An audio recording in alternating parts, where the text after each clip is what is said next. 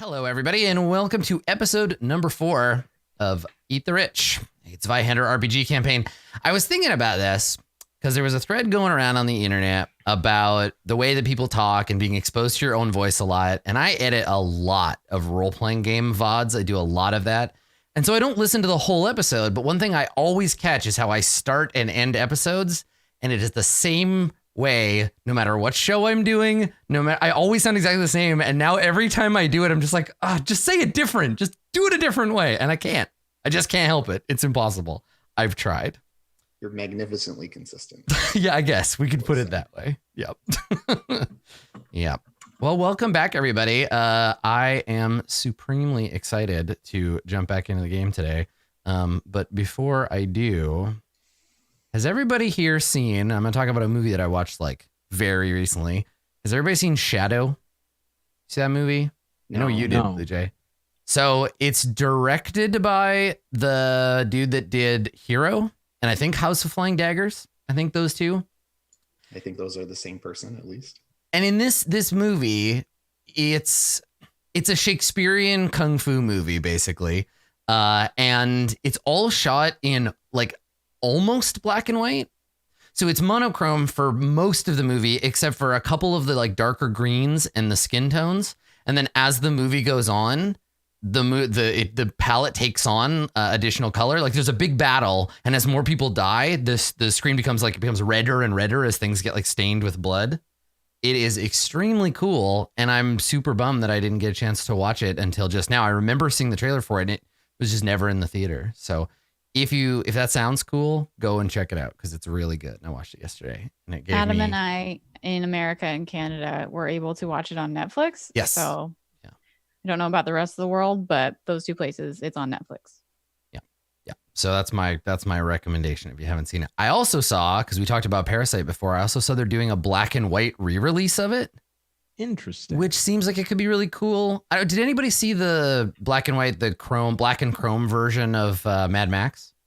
I've heard it's very cool. It's fucking awesome. And I don't know if there's basically two different ways to get a black and white image. And I'm wondering if, because I know they went back and remastered the whole movie of Mad Max to make this black and chrome version. I'm wondering if Parasite did the same, because if they did, I definitely want to see what it looks like in black and white, because I think they'd be careless with it. I remember, yeah, or is it just like desaturate? No, I remember seeing an interview with Bong Joon-ho or however that they had intentionally done it, and like he thought that it was even like better, or the acting and the facial expression was even more dramatic and intense in the black and white version. So I feel like it was done very intentionally.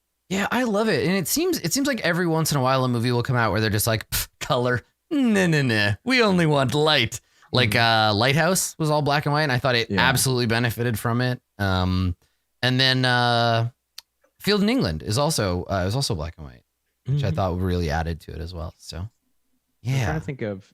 I remember like the first time I noticed the first film that I remember that was black and white that had like color highlights was the original Sin City.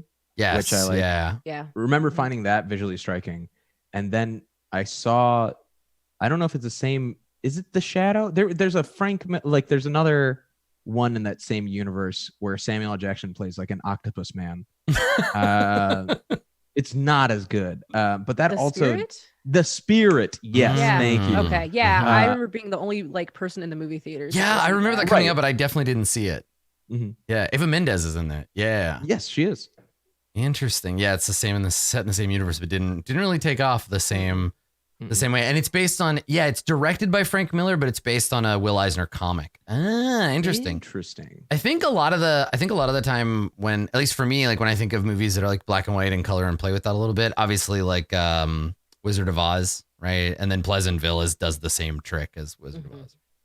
Yeah, where it uses that sudden like, hey, it's color now. Yeah, very cool. So I'll definitely go check that out. But yeah, if you haven't seen Shadow, watch it if you like Kung Fu or you like Shakespeare or you played Sekiro and you're like, I need more people fighting each other with metal shields that are made out of umbrellas.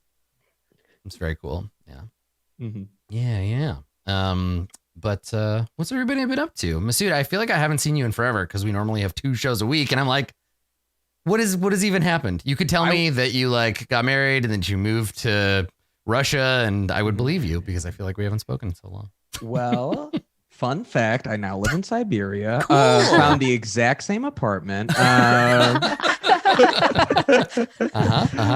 It was really easy, actually, just redesigning it. No, I've been good. I was thinking the same thing. It's weird because I imagine it's somewhat similar for like you and Blue Jay because you played. Do you guys play both the same game in the same day, right? You guys Yes. do 2 Yeah. games We just finished another game, and then there's like a half hour, and then we do this guy. Yeah. Like it's weird how we've only been playing. This is what game episode 4, episode 5 maybe of us like playing Zweihander, and it's I didn't realize like I haven't seen my friend Adam in a while. Yeah, right. It's really interesting how that happens where like you get, and I think this is part of the social draw of role playing games where you're like, this is the time that I get to see these people. This is when we do, and then your campaign is over. And you're like, cool. I guess I'll just never see you again. But in the time that I've been going around since then, it's just been running around a little bit doing Chicago comedy things. Nice. I'm currently directing a show, and we've been in process where everyone's been like creating material and writing sketch content, and I just like told them, I was like, hey, no more new content. You guys submitted everything that you're going to submit, and now we're just like polishing and like fun. refining it, and so that feels really nice. It also feels the first time I've been ahead of the curve in this process, just because of like as things have been popping up. So that is what a nice feling. I just envision you when you describe that. I just envision you sitting in a room full of a bunch of like murderous clowns because I can't not think of that. That's how it goes. Like I'm just like, and then Masood, who is also a Minotaur, picks up his loot and No. I think if we go to the play a fifth on that note, that'll really tie it together. Can you get a minor key on that? Hurdy-gurdy. Oh, perfect. I definitely have experiences with people where either first or predominantly I've played role playing games with them, and especially in games where that's the only interaction I have with them, where you blur that line between the person and their character, especially if their character is like a very, very strong personality. Like I have this with TK where I don't actually know what TK the person is like, and so my brain just fills in with like evil murder goblin. So I have this very confused. When I saw TK in person for the first time, I was like, you're not 3 feet tall and trying to kill me. This is weird. It is peculiar, especially like which I appreciate about like getting to know some of the other role players that are interacting with and seeing even TK I haven't met, but because I am following them on Instagram, I was like, oh, okay, that's like you exist beyond this room in this one direction that I see you every week. Yeah. Yeah, it's a weird thing. Blue Jay, yes. Did you get an answer? Yes, I did. Yes, I did. I got an answer. Give everybody some help us understand what you got an answer to. Before the show started, us as a group, because our GM is mean, had to purchase camping gear that our characters would no doubt have already owned. I'm sorry, if you'd like to play so we had patty to cake purchase baby mode. We had to purchase our Dungeons the and Dragons gear game is already again. over. In Zweihander's house, you buy your gear. There is an item called the survival kit, which we were unaware of what it might contain. And Daniel has answered this question on Twitter. The survival kit in Zweihander contains a fishing line, rod, and hook, a sleeping roll with blanket, a compass, flint and tinder, a mess kit, and regret. A compass, you say? Yeah, the compass is like it's worth more than the kit. It's a lodestone compass. I don't know if that makes it different. I think those are the ones that you just like. Yeah, I think it's a. When I read the word lodestone, I read crappier version of. And then, gotcha. Yeah, and then how many gold crowns is regret worth? I'll do the math. Yeah, right. We can figure it out based on market cost. It's like it's on the menu, but you have to ask if you want it. Because most people already have their own, so they don't offer it normally. Yeah, restaurants in this world do this cool thing where you can bring your own regret. They'll uncork it for you. And I remember the first time that I learned that was a thing, and I was just like, that doesn't make any sense at all. Like, it's so weird that it's just like, yeah, bring your own whiskey to the restaurant because they're a restaurant and not a bar. Is it cheaper than getting like a liquor license? Is that the No, notion? actually, it's actually I don't think that it's necessarily cheaper, but you make money. Some restaurants do off of the bottle charge. So if Yeah. someone wants a particular wine or they like a particular wine that the restaurant does not have on the list, they can bring their own in, but then the restaurant charges you for basically like you're using our glasses and Yeah. you're not buying off of our list, so we're going to Sure, charge sure, you sure. like a bottle price. It does present an interesting opportunity for somebody within the world of Zweihander because most of us have all this surplus regret laying around. So if you bulk buy all that other crap on Amazon, you can just bundle it up and then jack the price up and sell This it. is how you get a subprime crisis on emotions, Adam. See, the thing With here shorting is that, regret futures. well, I don't think that regret is a transferable item. Oh, it's bind on think- pickup. I think that when you buy the survival kit, you immediately spawn regret internally. It doesn't come in the pack. Oh, so the regret is a byproduct of having to spend your money on a survival kit Yeah. because your GM's a dick. No, because the name of it is survival kit and you probably won't. Mm-hmm. And our GM is a dick. Yes, It's also. our GM. not Yeah. either Also, or. don't forget that. Well, that accumulates regret passively. So yeah, you'll just get, it's a damage over time effect.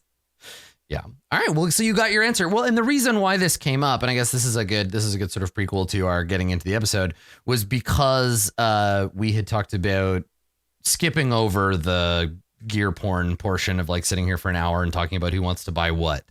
Everybody just spends the money they need to spend. You can buy whatever is reasonably purchasable, and then we will just carry on from there, assuming that you had done that. But you do still have to exchange money for goods, because without Yes. scarcity, the grimness kind of goes away. I'm doing the math right now. Shoes are expensive. Hey, Bluge. Mhm. Yep. You want to go 50-50 on a 10 for 2 with me? Yeah. Right. I've been listening to a lot of like punk music as preparation for this game, like going back into the old catalog of High School Adam, and I listened to the song, and this is my headcanon song for Lucia and Vander for that ship. It's Punk Rock Girl by the Dead Milkmen. If you haven't heard it, go and listen to it and imagine it's being sung from the perspective of Lucia. Okay, that's your homework after the episode. Okay. Listen to that song. It's by the Dead Milkmen, Punk Rock Girl. It's very good, but it made Okay. me think of the two of you. Perfect. I'll listen. All right. Right. Yeah. So, you're going to be on the road a while, but what I want to do at the beginning of this episode is give you an opportunity to respond to the opportunity that was given to you at the end of the last episode, right? So I basically said, here's the mission, here's the premise, here's the guy, you got to go get him. That's the rest of the campaign. But before you set out, you're still in Philos. This is the last time you're going to be in a proper city for a while. If there are people you need to see, information you want to dredge up, you can buy things, but let's treat that as a byproduct of whatever other errands you might be doing. Like while you're out investigating your contacts, you're also buying new contacts. But yeah, so we'll just kind of background that stuff and then go from there. So feel free to buy whatever things that you need with whatever money, and we'll go ahead from there.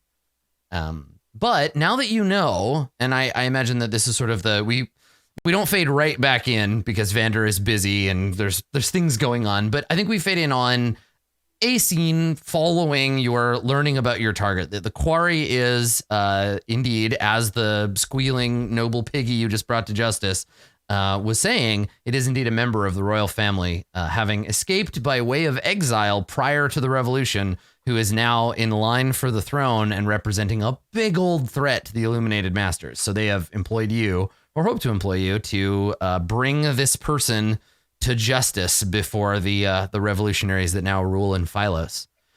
So having been given that mission, I suppose it's on all of you to find a way to pursue it, right? Find out where the hawk in hiding is and go to him and bring him home. So where do you begin? Anybody have a thing they want to do? In terms of gathering information? Yeah, or just like, maybe I know some people, or I'll talk to this person, or whatever, like. Is there any like obvious stuff or stuff that's covered in this set of documents that we were given Yes. as like a foundation, so then I can start being like more pointed in what I go after? Or should I do a thing to learn the kind of general info? So I think there's several layers. Now the document is only what official regime objects existed from the past, right? So legal and church documents regarding the birth of an heir, recording events of that heir's life, the circumstances of his exile, which is listed as reason of exile and strip of royal title was inappropriate romantic interest that he refused. He refused basically he fell in love with somebody he shouldn't have, which is also a good song. But and then was exiled for it. And everything else is just like, how heavy was he when he was born? And, stuff like that. Like the kinds of things they would record in, in a book of genealogy for rich people. Which coincidentally has been the document they've been using to hunt them down, right? To be like, there goes one off the list. Who's their kid? They're dead too. So. I have one quick question before we go into the delving for information stuff. Is it about a survival kit? No, it's about the beer that I couldn't pay for before I randomly stormed out of the bar. Did someone else who paid for that? Lucia's beer? Also, Lucia, remember, or is it still marked on the? Remember, you're hungover too. I have that down. Yeah. Is it still marked on the thing, or did someone pay for it? I paid for it because you left in a hurry, and Yeah. All right. I just wanted to remember whether I was going to have to pay for it in the future or not. Mm-hmm. Yeah. Okay. All right. Yeah, so I think we just got this basically dossier, and my first instinct is to talk to Mr. Belvedere. It's like, do you know this hawk in hiding? Are we still with Reggie in the? I would like us office? to move out of. Yeah, my assumption was that this was a secret team meeting later, right? Yeah. That you had all kind of like done some shopping and stuff, and you could have so you're sitting in your room, and maybe I imagine probably you have some now out of date maps of the area, miscellaneous objects that show like we're plotting, right? We're planning a hunt, and you've done this before. So that's the environment I imagine this conversation would take place in as we sort of fade in on that. And so I know the fact that the hawk used to be like, it's basically now Prince Henry. He abdicated the throne, like he left for love, supposedly. Yeah, the Duke of Windsor, right? Duke of Windsor. That was his shtick. Yeah. He's kind of got that vibe going on. Now, if you want to, you could make a rumors roll just to see what you know. And I know that's something that Mr. Belvedere is particularly good at, so we could do that. Yeah, for sure. Well, I was trying to guess at what point does like esoteric memory. Well, I guess esoteric is like if I had seen it before, if I had read it before, right? Yeah. Yes. Yeah. So folklore is appropriate. Rumor is appropriate in this case. Both to gain. I can help with either of those because I now have folklore as well. For sure. Actually, so esoteric will only do scrutinize, so that helps me. Yeah. So once you get a good look at the guy, you'll be able to do that. Perfect. Then I'll make a rumor roll. Okay. And then I'd love the help action from Vander. That'd be great. Yeah. And that's I roll a D10, right? Yeah. So roll that D10 now, and then Mr. Belvedere, you can roll and replace either digit with a 4. Oh, no need. No need. You got a nice low roll. Nice. Okay. Beautiful. All right. 7. Not using any of these fortune points today. No. What is your fellowship bonus 4? My fellowship bonus is 3. 3. Okay. All right. Yeah. Why don't you? My fellowship bonus is 5. Hot damn. Whoa. Why did I not make this roll? So what I'm going to do is ask me 3 questions about the hawk in hiding, and I'll answer them according to the rumors you've heard. Lovely. Where is the lands that the hawk in hiding was last seen in? Like where did he go? Where did he go? Where was like his love located that he left to go see? Yeah. So as for the where, the last supposed sighting, he's like Elvis now. The last supposed sighting of the hawk in hiding was in a wooded area, kind of a. I imagine that it's a valley or is like dangerous terrain in some way because it's never been claimed by either kingdom. It's sort of a badland, but not in the like Mad Maxian desert sense. It's just very dangerous. It's hard to farm. It's probably rocky, and there's lots of like kind of gnarly pines and stuff out there. It's called the Overlap. It is a band of wooded land between the two kingdoms, beautiful but savage, and supposedly he fled into the overlap somewhere. Okay. Yeah. That's question one. Mhm. Question two was what do we know about his love interest? Like what is does that feel like a question that sure, yeah. There's lots of rumors, and because you are who you are and because you're well connected, you immediately 6 or 7 rumors pop to mind, right? She's a chaos sorceress. She is some kind of like angel or something, right? Yeah. There's all these rumors about her that paint her either as like a hapless victim or a seductress or whatever. But the most likely is that she's a member of the royalty of the other kingdom. That she's a member of that, either that royal family or someone important and foreign. And he was exiled because of the war between the two, right? That ended because of the people uprising. Oh, so she's one of my people. She is, yes. That's In a that broad sense. exactly. In the same way that like, I mean, Jeff Bezos is one of Blue Jay's people. Like, there's a matter of scale there in terms of difference. But yes, she's an important person to your. And also, did we talked about this briefly? Let's name that place.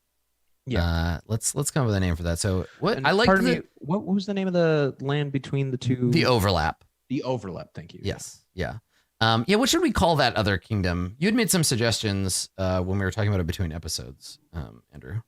Yeah. Let me dig those up. Like Malera or Manar or something like that. I don't know. I like a MA sound. Yeah. Something vaguely like Spanishy. Yeah. So I envision the distance between these two places as smaller than you think. And the Philos is inspired by, I've been drawing names from Catalan, Spanish, and Portuguese. So I assumed I've named a couple of characters from there. I've given them more like Dutch or like Danish names because I just drew from Vander, right? Oh, sure. Yeah. So we could go with that vibe too. That works fine. Okay. I like it's that. called Denmark. Oh, wait. Yeah. I mean, again, it has its own new name because this exact story is happening elsewhere as well. But yeah. Okay. I'll make a note, or we'll come up with a couple. But I like the MA kind of sound too. Somebody in my GM prep suggested that we call it Vanderwall, which made me laugh. Anyway, Vanderwall. No. It's actually the Kingdom of Freebird. Out of here. Okay, so yeah, that's what you know that place is somewhere that she was important to. Okay. And some would describe it as an oasis for the people who live there, I take it. Which place is that? Oh, no, I was making yes, of course. Yes. Liam is a very popular name there. But the problem is the city is just a pale imitation of Liverpool. So it's fine. All right. Okay. And then my third question, so we know where he was last seen. We know a little bit more about her. I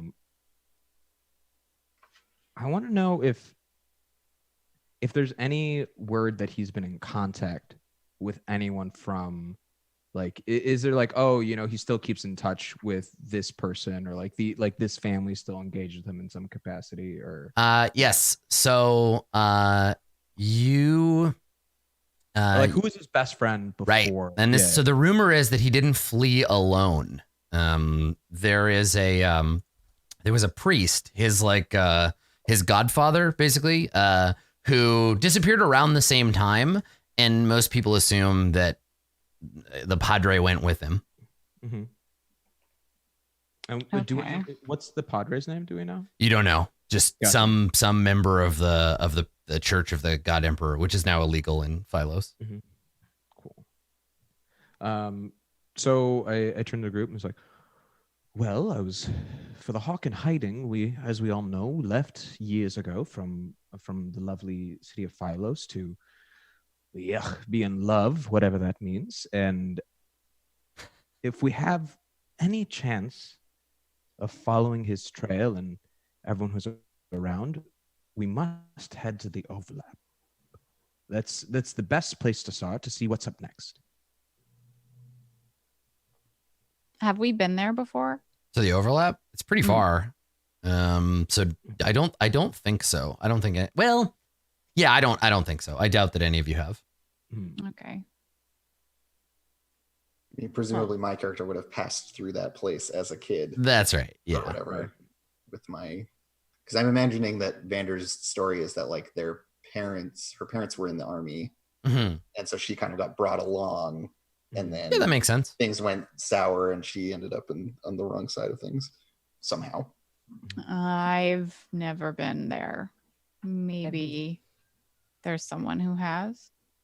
Well, this We could ask for what sure. to expect. Mm. Is it common for your people to exile others to this overlap? No, well, it was as much it was a state exile, it was self-induced. Once again, he chose to leave. He chose to abandon the throne for. Honestly, I can't even. No one remembers her name, or No one knows for sure because it was suppressed, right? Like Right. if she was someone important locally, maybe, but she's a foreign somebody or other, and the government was like, just go away, just take your shame and get out. The hawk left with the vixen, and we have yet to know what occurred to them. What I do know, this little juicy nugget that I found, is that he didn't leave alone. He left with his godfather, his priest. So I say we go to the remnants of the church that's in town, not the one of the smiling folks, but the actual old church, and see what they say. Yeah, now most of the priesthood of the God Emperor have been rounded up for re-education. A lot of them were like, I've seen not the light, the opposite of the light. I believe that humanity and science are the truth now. And they threw aside their frocks, but lots were like, heretics, the God Emperor will not stand for this. And they either fled or were captured or whatever. Most of them were super rich anyway, so they ended up in the same pool as the nobles. You've hunted priests before. Cool.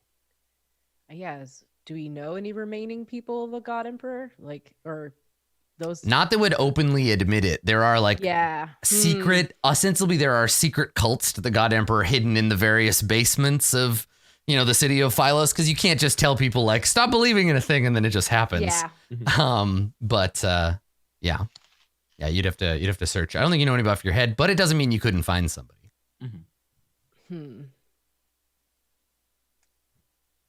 Probably, Dawn, actually, now that I think about it, probably a lot of former priests who are looking for something spiritual to replace it ended up either in the Yogur situation or members of the Smile family, right? Yeah. Because the Smile family isn't a religion, it's a philosophy, and we love philosophy here. Well, frankly, Dawn, I do not care for their smiles. Very unnerving. it's true. Would we better off seeing any of your ogre fraternity who might know of where some of these God Emperor followers have landed? So in my out of character, my visioning is that a lot of the ogres that came down from their pilgrimage are no longer alive, really. Dawn's one of a handful left.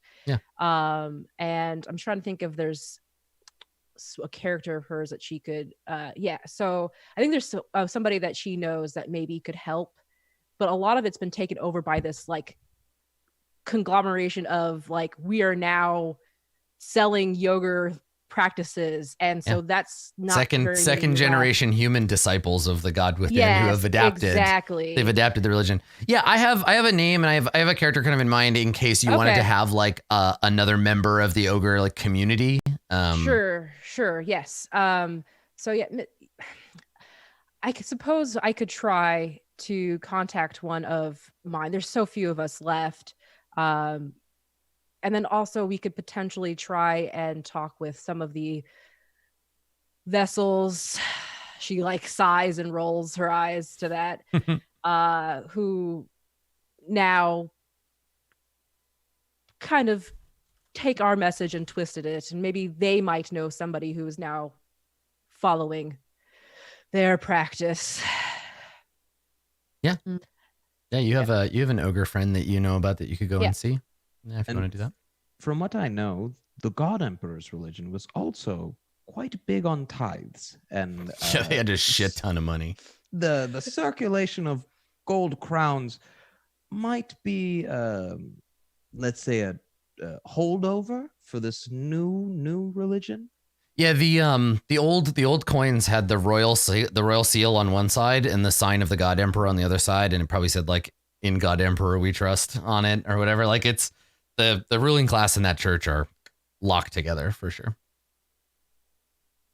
In that vein, maybe someone among the hounds has been to the overlap before.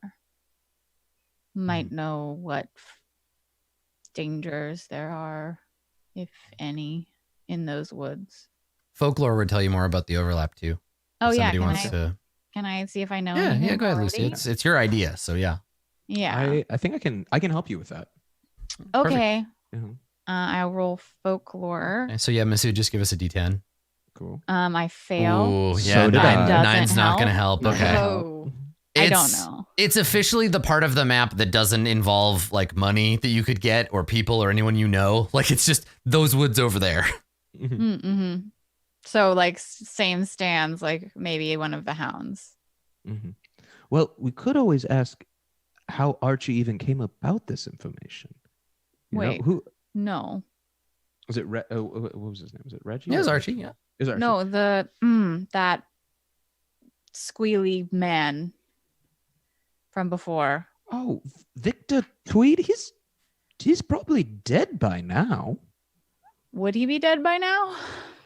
It's only been a couple of days, It's only been so a couple days. Yeah. it really depends. It depends on how eager they are to get at him. He may still be alive. Yeah, so you say like he might be dead by now, and Lucia shrugs and then is like, he was being very loud about that. Oh. He was using it to try to get himself out of trouble. Yeah, like Yeah. I've got friends. Maybe he knows something. If he's not dead. You don't know anything after you've died. No. Or perhaps you know everything. You can't tell anybody though, so what does it That's matter? true. That's the point. Is necromancy a class yet? Yeah, there's some options there if you want to bring the dead back to life. I don't think I have enough money right now to bring the dead back to life, but Do you want to? Yeah. So how do you want to split it up? Who's gonna go and talk to old Beetlebum, and who's gonna go? I assume Dawn, you're gonna go and meet with your the your friend. Who's my yoga friend? Did you have a name you said? Or the ashram. I do, but I want to save it till you actually Okay. go there. Oh, okay. I'm Gotcha. describe the person's place and then. Okay. I think that in terms of characters that Beetleborough had talked to about, it was me and And he was just yelling for help. Yeah. Belvedere. Yeah, that's true. So Mhm. like we could split either way, but last time it was me and Dawn and Belvedere and Vander. So I think we should split a different way. Yeah, do it. going to. Yeah. So maybe Mr. Belvedere and Don go to the yoga ashram and Lucia God, and the Vander. awkward tension between Lucia and Vander. Fun. Yes. I was just saying, Lucia and Vander can go and watch Lucia beat the living shit out of a man in exchange for corruption points. Do you have the interrogation skill? Mm-hmm. I don't have the interrogation skill. Are you No. even skilled at Yes, interrogation? they do. It's called 1-2. Yeah, I'm looking into the future and I'm seeing Vander saying, you have to ask him questions between the See, punching. Right? I don't need the interrogation skill because I just intimidate them so much it hurts their mind. Yeah, like And what you then did I to your also own punch mother. And then I Yeah. punch them. Look what you did, Henry Thomas. So okay, let's start with Dawn and Mr. Belvedere. Okay. Yeah. So the two of you head to, and this is a member of the ogres who lives amongst the humans, has not like gone to live in the wilderness or whatever. They're very, very tolerant of humans, and they that they live on the roof of a reclaimed noble's estate that has been repurposed into a bunch of smaller apartments. So when you get there, it's a single enormous building with, dozens of rooms. But when you walk into what used to be the sort of noble foyer, it's been made into a like a lobby for this building, and so there's a woman like nursing her child just sitting on a bench, and behind her there's this wall, and the wallpaper's all been peeled or torn off, but you can still see the marks where the like an enormous expensive painting would have been. And there's like some other kids running around and some people talking. You see a guy smoking a pipe and talking to a friend of his. They don't really pay you much mind, Mr. Belvedere, when you come in.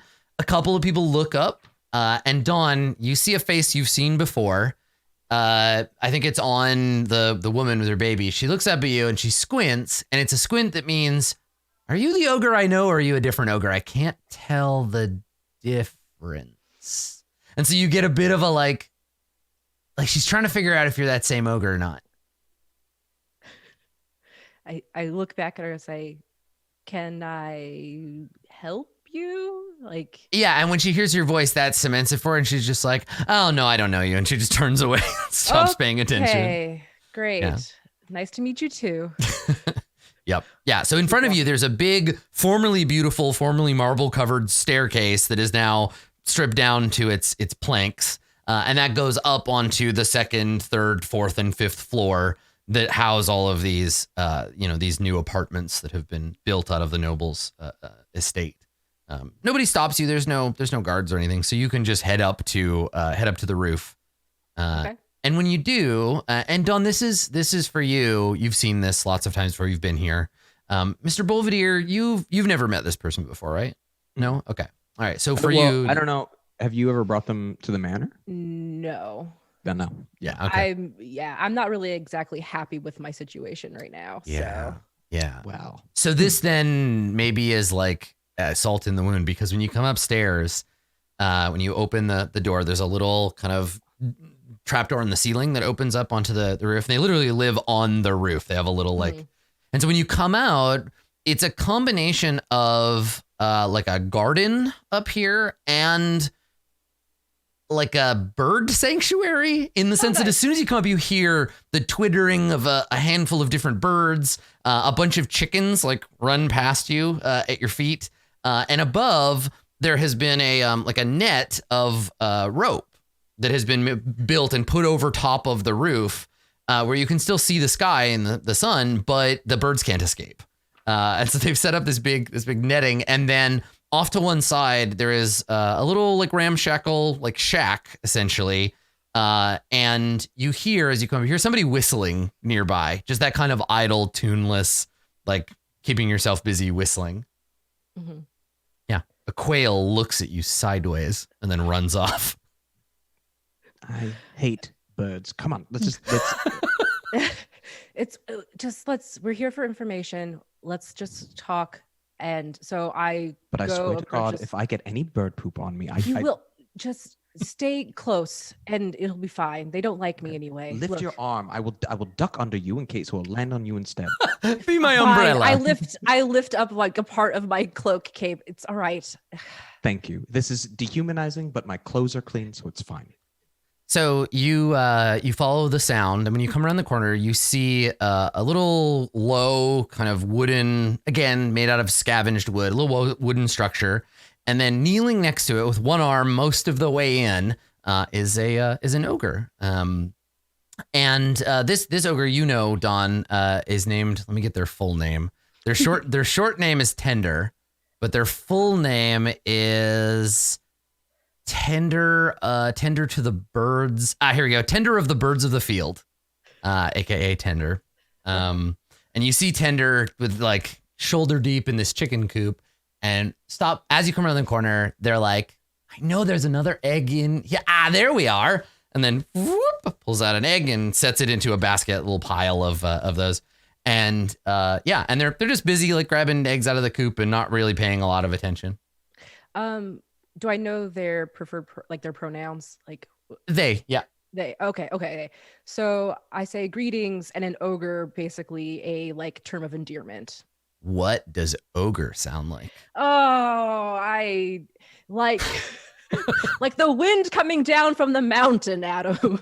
Thanks, George R.R. Martin. Oh no, we lost Blue Jay. It's okay. I'm Lucia Okay. now, or if I lean way over. Now I'm me. Hello. There we go. You're still you though, so you're fine. All right, Don, what's up? Yeah. So I say greetings, whatever. It sounds like a breathy, like, Yeah. which, yeah, Masood, Mr. Boldevere has never heard me talk. Did you just sneeze? What happened? Gesundheit. Yes. No, it's my language. I turn back to Tender.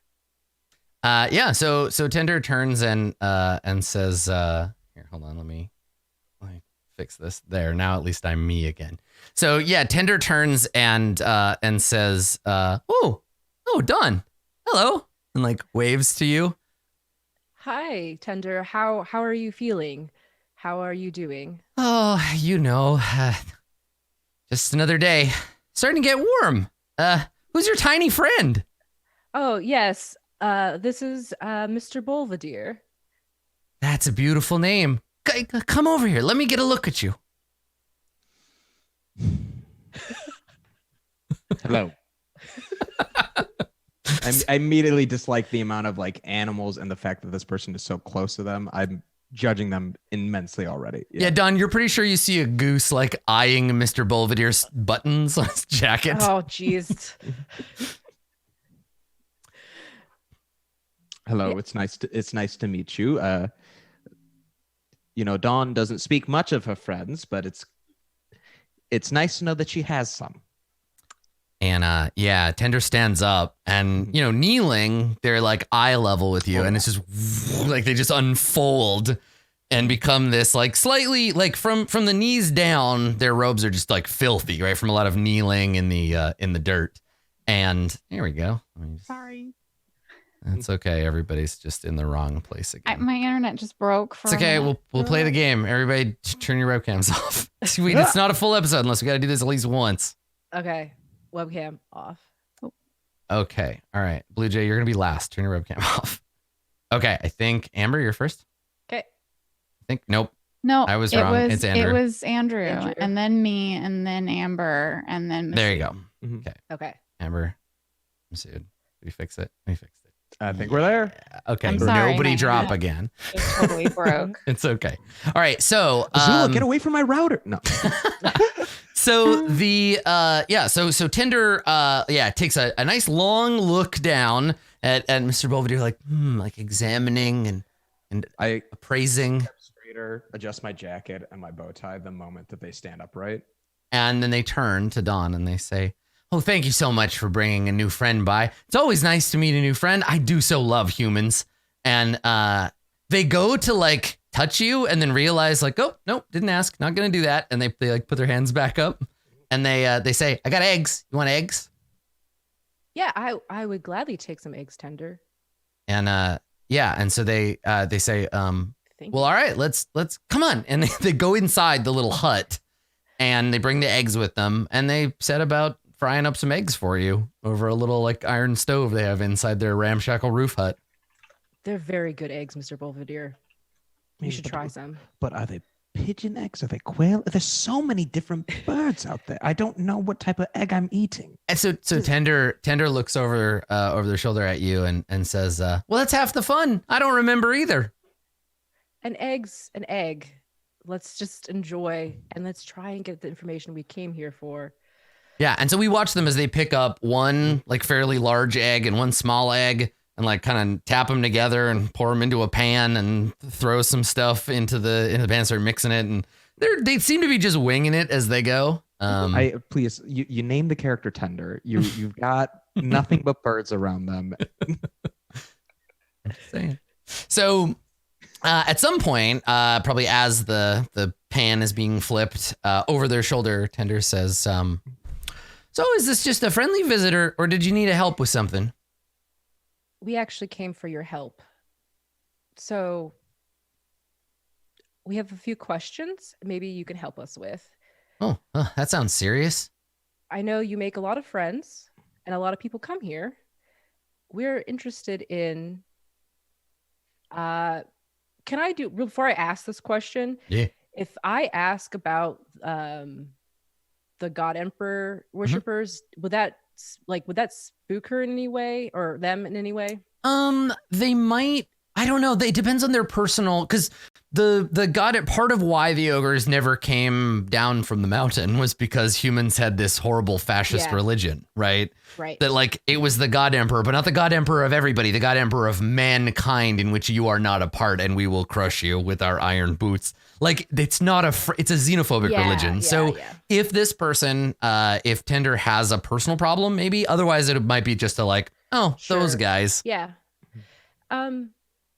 So have you made any more new friends recently who've been coming here?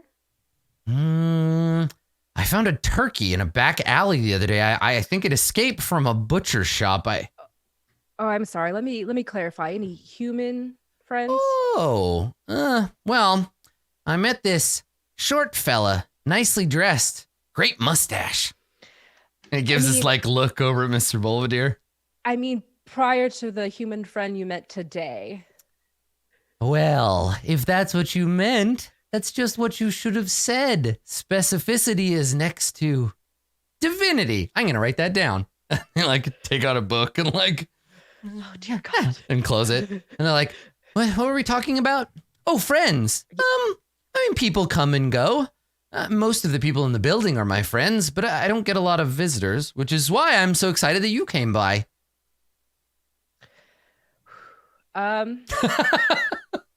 Now Dawn's like ogre nonsense. Okay. Well, I'm interested in anybody who might be wanting to learn more about us and our ways. Well, not really much of the proselytizing type. I don't have any disciples or anything, if that's what you're asking about. No, just people who might ask questions or are interested in our practices. Anybody like that? And and they nod and they say, oh, sure, here and there. You looking for someone in particular? Perhaps someone who used to be a member of the clergy in the God Emperor's church. Oh, yeah, I don't know. I never quite understood that religion. Yeah, magic baby or something. Humans, fascinating. But I think most of them ended up in that other weird human religion. Yeah, the ones that are, and then Dawn smiles that really fake. And so Mr. Belvedere, you watch two like strangely inhuman creatures try to mimic a human smile at each other in this very eerie, like they both kind of look like Momo way. This like creepy, like, cause see like this, smiling, and they both just kind of like look at each other doing that. But they have too many teeth in their mouth. Yeah, and they smile it's too like wide. really And it's just like there's just too much mouth in that face. And they try, and then they're like, yeah, them.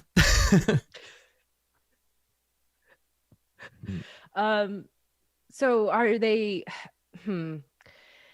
What do you know about the smiling people? Do they come here? Have they talked to you at all, or? I don't think they want us as converts. They don't. I don't want to say they look unkindly on me because I've never seen a member of the Smile family look unkindly on anybody ever. Not even once. I think a rat could bite them and they'd probably smile about it. But I don't think they like us on account of being different and everything.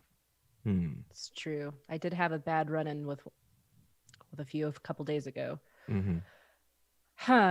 Well, what about people? I know that people have been taking our teachings and basically reselling them. Are you aware of this? And they nod seriously and they say, I had heard. I want to see if there's anything nice in this ogre's place. Okay. Yeah. Just like, is that like just a perception sort of? I think roll? so. Like, yeah. Yeah.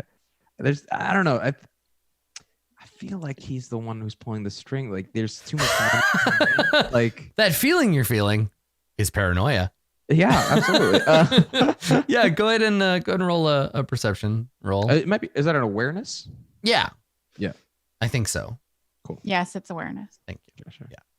Whoop, failed. It's all stuff and nonsense to you. It's just feathers. Yeah, lots of feathers. Eggshells. Yeah, various bird paraphernalia. But Yeah. I imagine them all like on little shelves and like very carefully organized. Yeah, and Mr. Belvedere, you're looking at a small plate with a bunch of little pebbles in it, sitting on a shelf when Tender notices and says, "Ooh, those are chicken stones. The chickens eat them, and it helps them digest their food. And then when they die, stones. I could never bring myself to throw them out. I thought maybe, I don't know, we could use them for something." How big are these stones? Just tiny, just little pebbles. Yeah, Cool. So going back to my question before you started talking about chicken stones to Mr. Belvedere and educating him about the inner workings of chickens, I was asking about the people who have been taking our teachings and then twisting them and selling them to other humans. Are you aware of this? I had heard a thing or two about it. Seems like a real shame to me. Deep misunderstanding. It doesn't bother you at all? You'd think, living among them as long as you have, that you'd have figured this out by now. You can't go day to day sweating every little thing. If I was bothered by every human that looked at me funny, or every time I bumped my head on a doorway, or was reminded that this isn't our world at all, well, I think I probably would have just faded away like some of the others.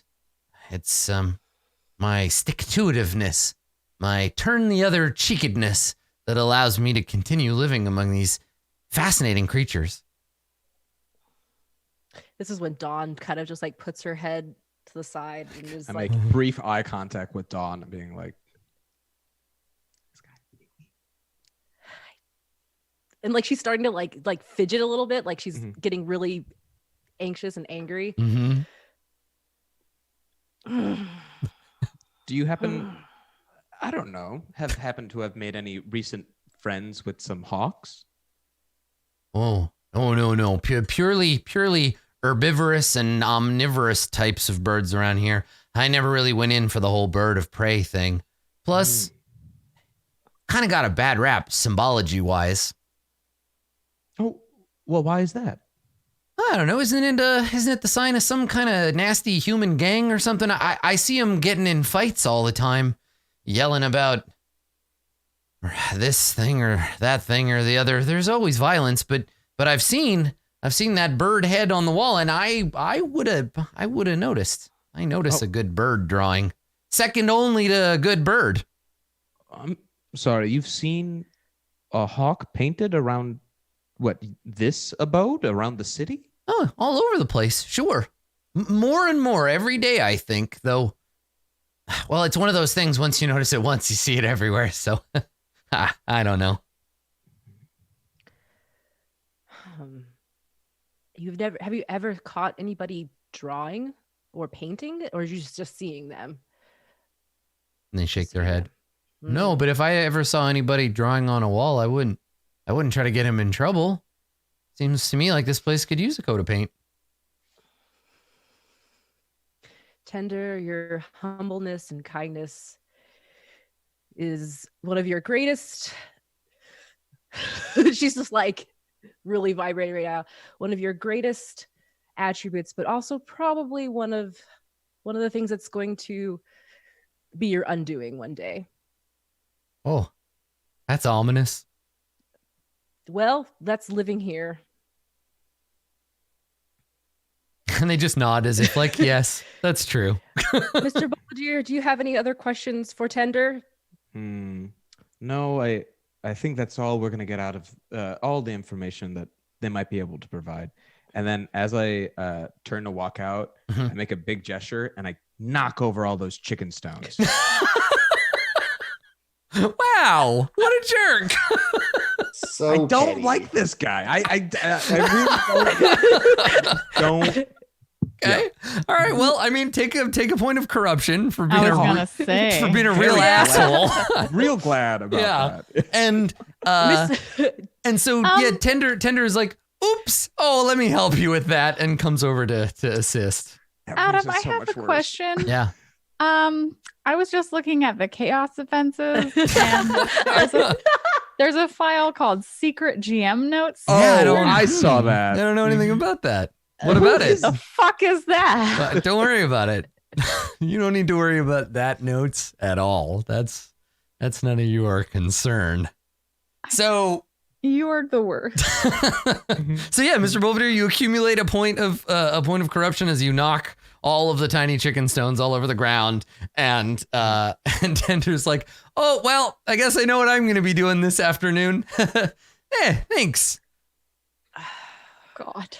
God. So yeah, Dawn gets up to follow Mr. Belvedere out, and she turns to Tanner and just says, "Choose well," and then leaves. And just Bazoon type. Seriously, I think it's the feathers in here. It's really.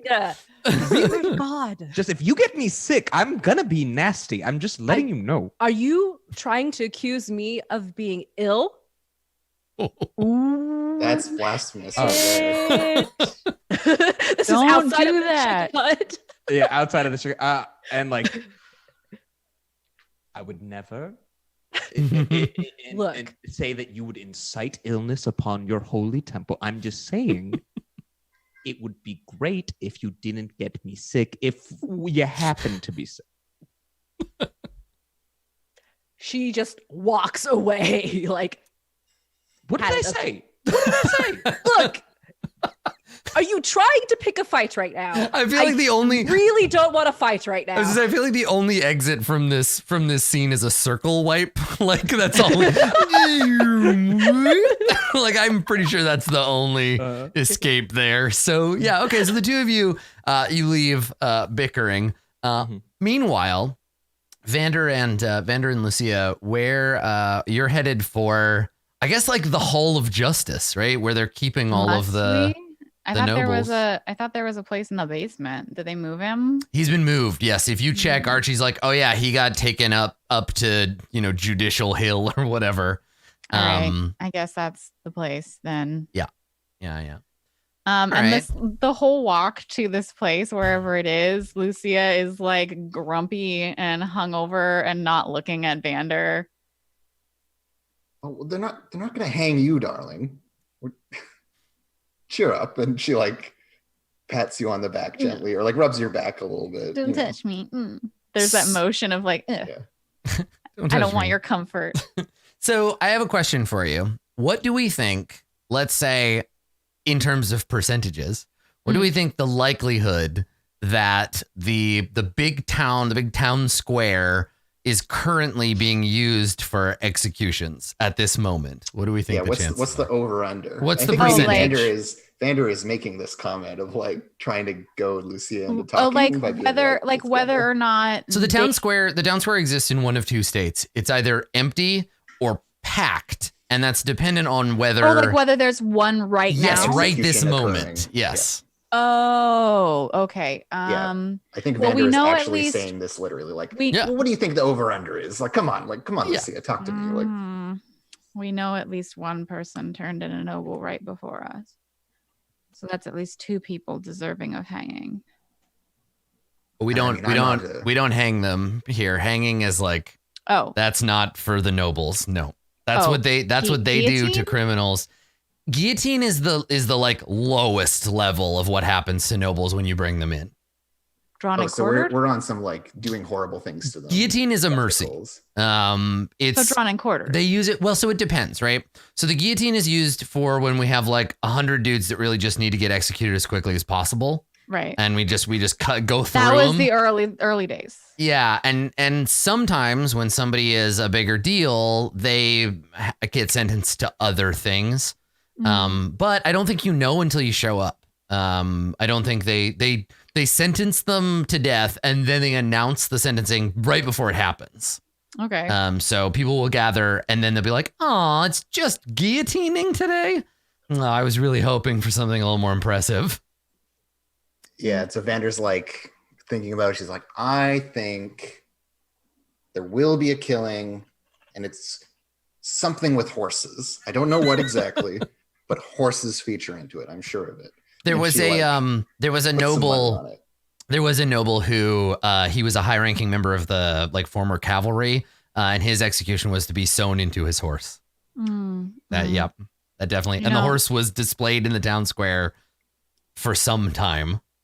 You know, I like stoning because it's public participation, but I think my favorite one that I've seen was when They were drawn and quartered. It looked painful. But then, I haven't seen anyone tarred and feathered recently. And she looks at Vander and then... Well, someone's in a bit of a mood, huh? I mean, gamble with me. And she like puts her silver piece back in her little money purse.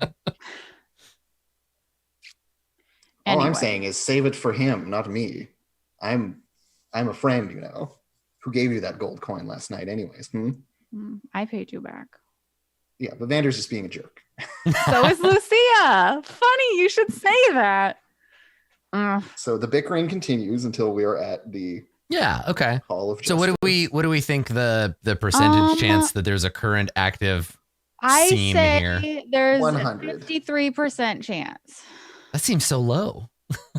77% chance. Now you're just saying numbers. I think it's fine to just say, now that we've had the conversation, but we might as well have it. So yeah, you hear the crowd before you get there. And when you come within vicinity of it, imagine like a big medieval town square, right? And so at one end would be the former church, and there would also be some government buildings, city hall, and they all front open into the central square. Now this square used to be a place where you would go and like stroll around and you could see people and like maybe go to church and like gather outside the church and all that. But now in the center is what was originally going to be a temporary structure, but has become an enormous wooden scaffold that is now permanent, that lives in the middle of the square. It has a guillotine built into it, and it is surrounded by people. Tons and tons of people have come. The whole square is packed. People are shouting and laughing and talking, and it's a very busy environment. And then on the stage, there are some hooded members of the justice ministry, and they're setting up what looks like a coffin. It's about coffin size, maybe a little smaller, and it has an opening at the top with like a rubber like ring around it or something. And they're dragging this out and they're standing it up, and you can see a bunch of other people standing around and talking. And Vander, to your point, as you approach the crowd, you can see bookies taking bets on like the kind of how long is it going to take for them to die? What's going to be the execution method? How many? And there's there's that going around the outside. And there are lots of other, as with any kind of big event like this, there are lots of peripheral other things going on. So there are people selling food, right? Someone is selling, semi-rotted apples. People are selling like, various kind of greasy fried foods around here. And then there are several other little events, one of which is like a puppet show. So you see someone doing a puppet show for all the children who've come to watch the execution. It's a Punch and Judy type deal. Yeah. And so as you walk by, you see, and this is a common thing. So the puppets, one of them is a puffed up noble that probably has a name, right? In the pantomime like mythology, this noble, and everybody knows he's going to get his head cut off, and that's how it goes. There's a little like noble, like Lord something or other, Lord Fondlebottom. And then there's the executioner, who is displayed in this situation as a like benevolent figure. He's got one eye and a sort of triangular hood and this beautiful outfit. And they're like doing the sentencing scene. And probably as you walk by, we see the puppeteer yank on one of the strings, and the noble's head pops off, and a red handkerchief comes out of the end of it. And the kids all laugh and clap their filthy were, like, little chanting hands to kill him. Exactly. Well. Yeah. Yeah, that's right. And so the puppeteer was like, "What do you think, children?" And they're like, "Justice, justice." Guilty. Yeah, exactly. This is horrifying. And then he's just like plunk, and the head comes off, and the kids cheer, and they all run up with their like pennies to give to the puppeteer. And so we see all of this happening as you sort of come into the crowd. Now that they do the sentencing in the courtroom building, and there's a prison around here, or like a holding facility around here somewhere. But you also see members of the servants of the Illuminated Masters. You can tell them because they wear the same clothes as everyone else, but they have like ochre, I guess, like armbands with a white eye on them and a triangle. Mm-hmm. So they have the like sigil. And so those people are given like a fair, you see groups of them talking and stuff, but they're given lots of space, and they're not interfered with by the commoners.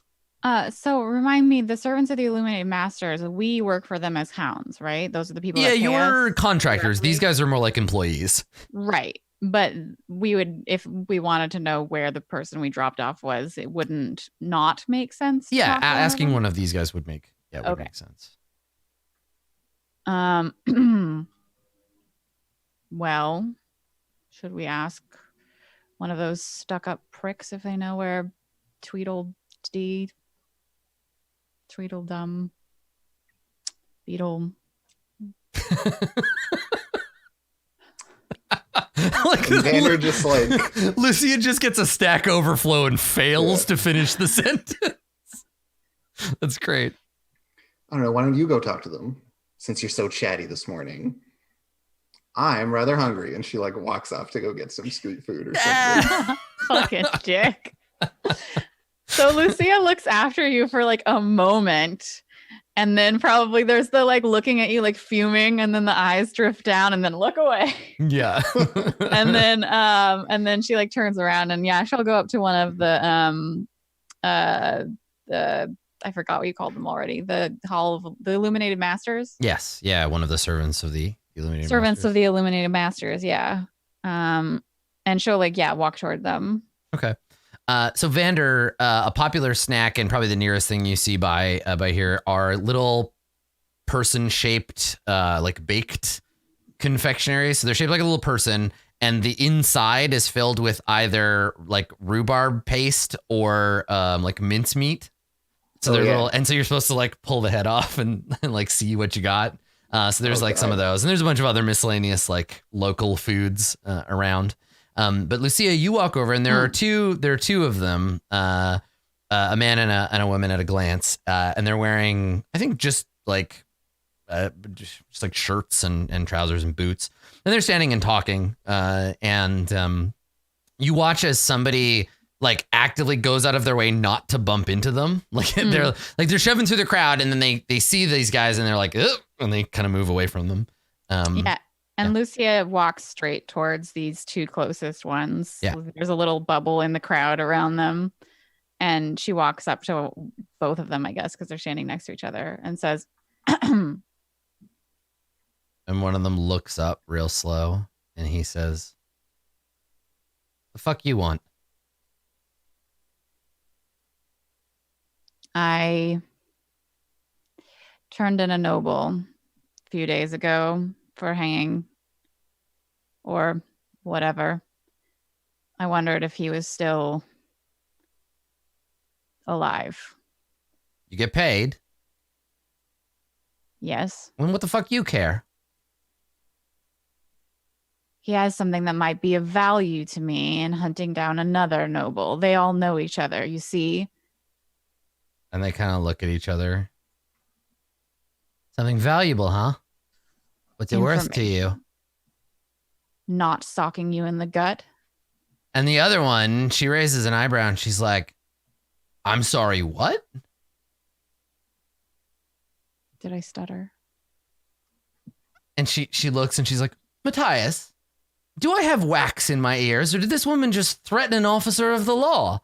And Matthias is like, I think she did."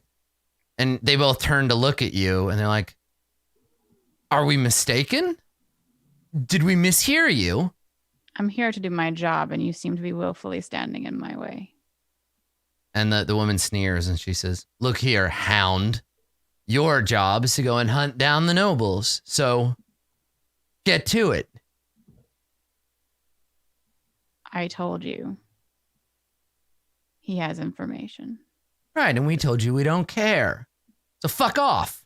And she puts her hand on a wooden baton that's like in her belt, like, or I'll make you fuck off. I'm not scared of you. You're so big. There's two of us, and I got a stick. I also have a stick. Fuck off. So Vander is like strolling back towards this, munching on her little cookie, like kind of like. And Lucia is also putting her hand on her. Yeah, stick. so you see that this situation has gone about as well as you expected.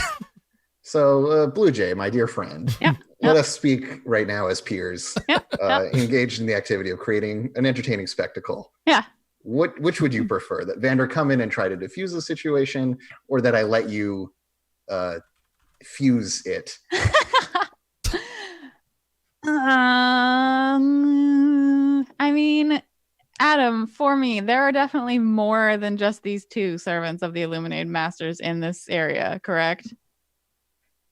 Yes. Yes. Okay, so this is like an extremely bad idea. Oh, Well, yes. yeah. I mean, they're around, right? I mentioned like they're up on stage setting things up, and there's like so if you pick a fight with these guys, they will need a reason not to like blow the whistle and get more of their goons to come and fight you.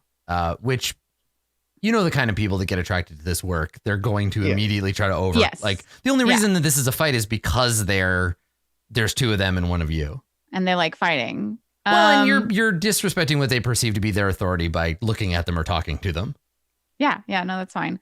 I think that Vander would understand that this might not be the best situation to have this fighting, especially since I will probably have the chance to hit a small noble who has less of a chance of killing me later. So you could definitely interfere Great. This has gone too far. Vander walks up kind of like side on behind you. And just like whatever you're about to say, she cuts it off by jamming the cookie in your mouth. She goes, "Oh, here you go."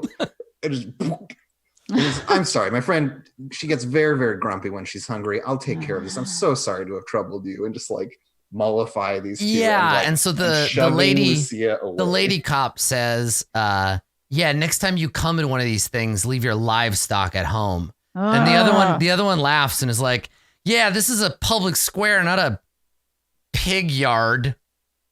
And they both look at each other like, "Yeah, we fucking told them." And as she's pushing Lucia bodily along, hastily swallow the cookie and I say, "Next time you're not surrounded by your fucking friends." I'm like, yes, very good. I'm just talking over. They both oink at you loudly as you get shuffled away, and then lapse into a fit of mean-spirited chuckles. So mad. Yeah. That would definitely have been my demise. They both get one point. They both get 1 point of corruption for bullying you. Whereas before Vander was being a total asshole to you, now she's being very, very nice. And she's like, "Look, this is very much beneath you. Those people are terrible, miserable, not helpful at all. And we should just move on. And really now, come on." I want to break all their teeth with a hammer. No, with my own fists. I want to shove my entire fist into their mouth and down their gullet until they choke on it. Well, that's very graphic, and you will have your chance, I'm sure. Just don't kill this noble with your bare hands before he speaks to us about the details we need. Okay, so are we like going inside to see if there's someone? Well, so who here's the thing, right? As information? you're like, where the hell are we gonna go? You hear the unmistakable brassy trumpets of justice, like, boop, boop, boop, boop, boop, and everybody starts like getting all excited. And when you look towards the stage, there is there's a whole rigmarole that happens first, where they bring up a member of the Illuminated Masters, of course, hidden under their traditional hood with the big eye on the front, so you can't tell who they are. And so they come up and they unfold the scroll of justice, and they have to read through the entire like revolutionary constitution first before they enact this act of justice. And so they start doing that, and some people are like, you hear somebody in the back yell like, "Get on with it," or like, "We already know this part," and it's like laughing and heckling. But when you look up there, you see standing at the back of the wooden platform with his hands shackled in front of him, looking like he's about to pee himself. You see Beetleborough, and he's looking around like I don't understand. He's got a massive black eye, and looks like he's had a rough couple of days. And so he's just standing there with the chains, like, what's going on? I'm in the wrong place. This isn't happening. Oh no, him is being. Yeah, it looks like you arrived just in time. Of course. Yeah. Who's like holding him? Like what's the array look like on the stage? There's a person in the hood reading off. So there are guards. There are guards with crossbows, protecting the member of the Illuminated Masters. Supposedly all of the Illuminated Masters have like protective magics weaving about them, so that if you try to attack them, I don't know, you just go insane or like burst into flames, cut your own face off or whatever. Like, yeah, they've got special magical protection. And then there are two guards holding this guy in his chains, but like he's hobbled. He's got chains on his feet too. He's not gonna get away. Mostly it's to keep the crowd from killing him preemptively because there's a bunch of people around him who are just like, trying to get a piece, like tear off so some is part of his he- clothes or. He's in the crowd then? Well, he's at the back, right? He's on the back stairs. He's waiting backstage, except that there are people back there who are like shouting and trying to get at him. And there's I think a barricade. You could push your way through if you wanted. Okay, so there's like a barricade and people in between us and him. Yeah, like if the stage is like that, right? There are people. There's a big fucking crowd all the way around it. Okay. And then he's here. Okay. And then they probably have some kind of like fence or whatever, like low fence around here or something to like try to keep people from coming in. But people are jammed up on the fence trying to reach over and grab them because they want souvenirs, right? They want some like a hank of hair or whatever. Okay, I want to use my massive bulk to push through the crowd to get to the closest point in the fence to where that's fine. You can do that. Okay. Okay. And Vander, you can follow in Lucia's I wake. will just slipstream Yep. Lucia. Yeah. Cool. And get up to the fence and like push past the people who are like trying to grab him. And I think that do the guards around him have like weapons drawn? They have halberds. They have halberds. Yeah, so you can stab people at a distance over the fence. Right. I want to, while the person on the stage is still yelling out the entire Constitution, I want to like yell from the fence, be like, "Hey, you with a stick." The guard kind of like looks over at you and he flips up the visor on his helmet. Like, what? I will give you. Come here, closer. And he walks over. Yeah. What? You know how long it takes them to read this stupid fucking paper? I will give you a gold if you allow me an audience with that dick up there for just that long. He leans in. He's like, a whole gold crown. Talk to this guy. Yes. Do you have any like obvious weapons on you? I mean, I have my cudgel. All right. Like, well, you can talk to him. Yeah. But it's got to be at a bit of a distance. I can't have you braining him with that club of yours before he goes up on stage. They were very clear about that. Can't let him die until he's dead. So. Of course. Well. And I motion at the fence He like. puts out a hand. Like, okay, all right. No, like a hand for the money? Yeah. No, you gotta let me in the fence first. No, you're not getting in the fence. He's gonna bring him over to the fence. Oh. Yeah. Okay. Remind me, does Vander have the pickpocketing, the skullduggery, or No. was that no? No. Okay. No, we're gonna spend a gold. I didn't remember. I didn't That's how it's didn't gonna play. remember if that was the case. That's fine. Okay, so I will spend what I earned last night gambling to get this guard to bring over that stupid. So you put the gold coin in his hand and he closes his fingers on it. Yeah. And we cut to after all this is done, you know, him leaving work and he goes to the tavern and he buys all his friends drinks and he stays up all night drinking and then somebody stabs him in an alley and steals the rest of his money. And yeah, he would have been fine if it weren't for you. But he takes the gold like, yeah, this is it. My life's really turning around. And he comes over and you see him say something to Tweed, who looks up and looks around like, what? And looks at you. And then you can't hear him, but you see him say, no, keep me away from them. And then he's like, nope, yanks the chain, pulls him over. The other guard is like, what are you doing? He puts his hand up like, shut up, Gary, and drags him over. And and so Lord Tweed comes over and he's like, what did you, but you, and he's just stuttering. Like he's clearly in deep shock and he's very, very pale, except for the big purple splotch on his face where he got punched. He's missing a couple of teeth. Seems we're a bit late. For what? What is happening? You have someone. This isn't right. I can't be here. They want to make your death long and messy and painful. I will make it quick if you can tell me everything you know about that stupid hawk in hiding in And I look at the guy reading the list and I'm like, the next 2 minutes.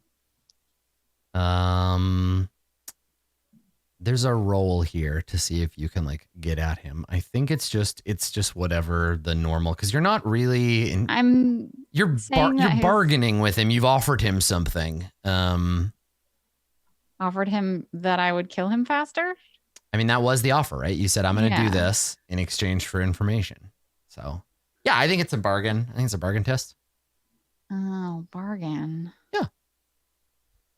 Okay. Don't worry, we have all of these points we can spend. Yeah. Yeah. Right. We're already I'm like also halfway through and you got all hungover. this. Masood hasn't burned them all at this point yet. Not yet. This is the part. Masood is like, I'd like to roll literally anything and then re-roll it Hold on, 5 real times. quick. I think I want to do Can I a just- skullduggery check. Yeah, what's Okay. my worst To skill? fail? That's fine. All right. That's fine. All right. I will try. I'm hungover, so it's probably not going to work, but Vander can try after me. Okay. Here goes. Bargaining. I'm going to click it.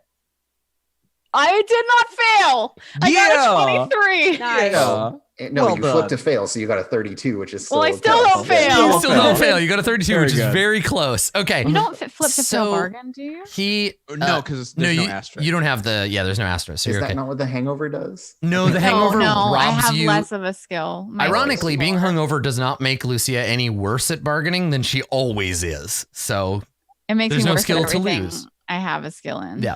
So here's the thing. This is a religious thing for him, right? Where he realizes like, he says, because he wants to die, but he wants to go to heaven, and the Church of the God Emperor would have taught him something about like that. Like if he's killed and he's executed as a criminal, he probably has to go to hell. But if if he's murdered by some random brigand, he probably gets to go to heaven. So he realizes that loophole, and he says to you,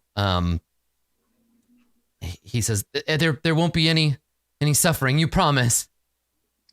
And like Vander will chime in and be like, "Oh yes, good, clean, honorable death, fitting of a man of your station." You asshole. He's like, he hears you literally the words you say, and he says, and you just want to know about A minute and a half, Beetleburrow. his Royal Highness he's in the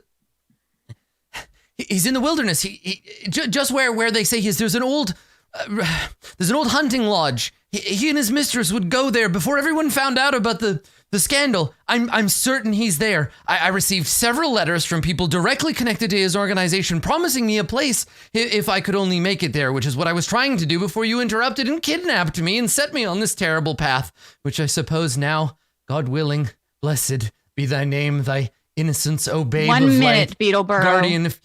And he says, I've told you everything I know. That's everything?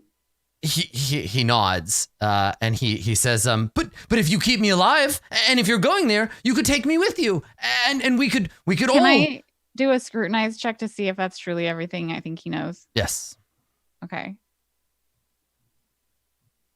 I succeed. You got 28. Okay. I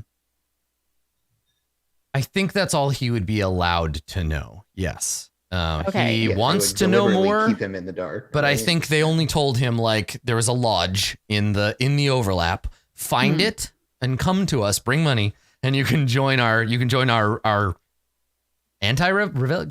like reactionary attack on the revolutionaries that took over the town. Basically, he's invited to the conspiracy. Okay. So I measure his face and his whatever to see if I think he's really saying like that's everything he knows. And then there's like a big wide mouth grin on Lucia's face, and she pushes him back towards the guards and says, "Have fun," and then turns and walks away.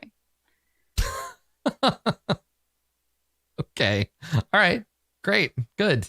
Vander, do you do anything? You see the like terror on this guy's face as he's like, "Wait, no, you promised. You said. You gave me your word." As he's getting dragged away, they're like, "All right, come on, it's time, showtime, buddy." Yeah, Vander's just like, I guess her word isn't worth anything. Sorry, old chap. So And, he like, just turns on her starts heel and walks away. he starts screaming after you, just like classist invectives, right? Like dirty gutter peasants trash and whatnot. peasant, and so that's perfect. The crane shot pans back and up over the crowd as we see him being escorted up on stage, and he's small enough that we don't get the bad rating on this, but we watch as the two executioners, they tear his clothes off of him. And they push him into this box so we can see his head sticking out of it, right? It looks kind of like a sauna or whatever. So they open it up, and we watch as they wheel up another box, and they tip it into the open back of this thing, and you see bugs. They fill it with insects. We see like earwigs and beetles, and so all of these black crawling pincered creatures, and they pour them into the coffin. He starts to scream, and we fade to commercial as this poor asshole is consumed by insects. Can I It have really was a corruption? beetle burrow after all. Yeah, that's Oh, right. Like the ministry of punishment probably has some kind of like minister of poetic no. irony. Adam, no. You already made the joke in the first bit with Yeah. the Ministry of Punishment. Yes, yeah. So they probably have some kind of poetic department they employ to come up with ironic punishments to these people. So yeah, this we hear him screaming, and he's not screaming like, for his mother or for mercy or whatever. He's screaming about how much he hates you two. Yeah. Can I have corruption? Yes. Why don't Lucia, you take it's pretty cruel. Why don't you take 2, and Vander, you can have 1 for being a part of the whole I situation. didn't do anything. But you didn't So Not I will help either. point out, Hey, according it would be to breaking the law to help. That's true. That's very true. according to the charts, if it's a middling chaos offense, it's worth 4 to 6 corruption. Mhm, mhm. I mean, I don't know if it was. You didn't do the torturing. This was Assaulting the psychological innocent. torture. Yeah. Yes. Definitely. Which feels more like bullying than it feels like actually doing anything yourself. Threatening violence upon an innocent is worth 1 to 3. So you know what? Let's He's not an Lucia. innocent. Why don't you take 3? I mean, No. in this case, it's psychological torture is the other one. So yeah, Yeah. Lucia, you take 3, and Vander, I think you get 1 splash damage from Just for Lucia's. being around. Okay, that's fair. I mean, Yeah, because I gave you an opportunity to like do a thing, and you just let it happen, which is what was I to do, Adam? I don't know. You don't have any throwing daggers? I think in this case, and That I'll would like be honestly illegal, because Blue Jay. well, this is a thing worth noting because we're playing a game together. I'm not trying to like gotcha on it. The reason is like I gave you an opportunity, and I think a valid thing would just to say like I feel bad, or like I have a bit of regret, or I wish there was something I could do. Which I didn't say maybe sorry, old chap. Oh, okay. Okay. But I also, did like, say nothing personnel, kid. to my point, though, also it's Yes. funny. Just like what can one do in an unjust and cruel world? Mm. Right. And It again, was just this is the difference between in the moment corruption and systematic corruption. Right. Right. In There's that- no ethical consumption in a capitalist world unless it's the bourgeois that we're eating. That's right. Yes. But yeah, the thing is like it's vulnerability to chaos. So like being present at an act of betrayal does actually make it easier for the demons to get you. So No, yeah, and our whole society is super exactly. fucked, right? Yeah. Think about how much corruption every person in this campaign setting gets every day. Like you just all these people who are like, I have attended every execution, and then like, why is Mm-mm. this tentacle growing out of my back? I don't know. why do I dream exclusively of killing and eating my family? Weird. Mm. Well, on that Awesome. note, we're going to take a short break. So go get yourself a snack from the fridge and or Parliament, and we will be right back with more Eat the Rich right after this.